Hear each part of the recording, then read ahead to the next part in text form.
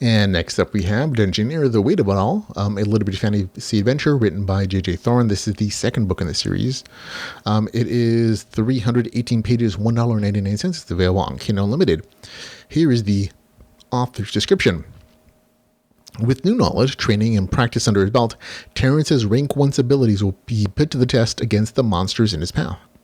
The first semester of prep is over, but an old tormentor, an unlikely instructor, a harsh test, and a tiresome journey will continue to push his limits.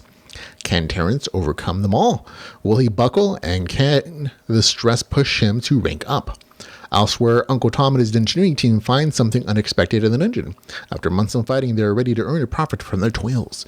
Can they handle the challenge, or will they die like so many others before them? Will the risk be worth it? So there we go.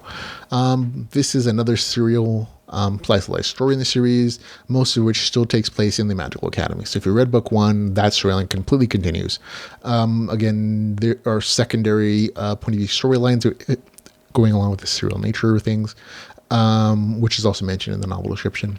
And that continues on as well.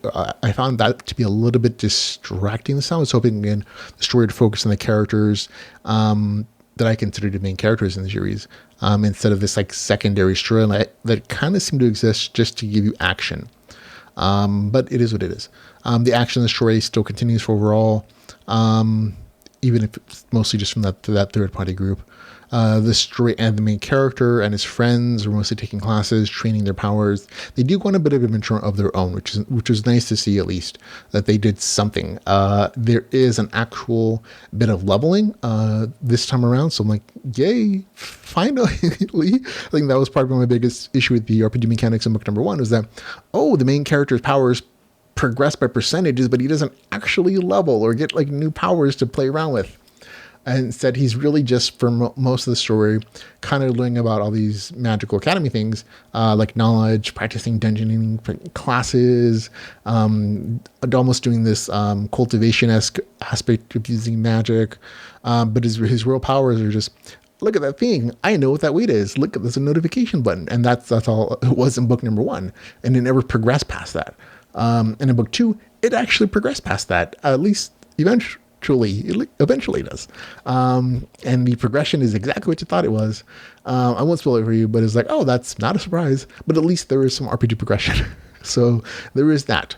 Overall, decent read. Again, you have to, if you're going to enjoy this, and people do, you have to be okay with the casual Magical Academy stuff.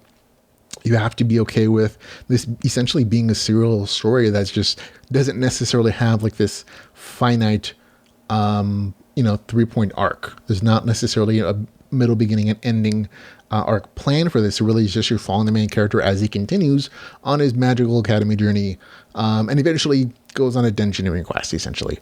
There's playing like small little fun things he does, but you have to be okay with just kind of following him along, him doing his things, finding minor bully enemies in school, helping his friends out, them exploring their powers and group abilities, and it both being banter.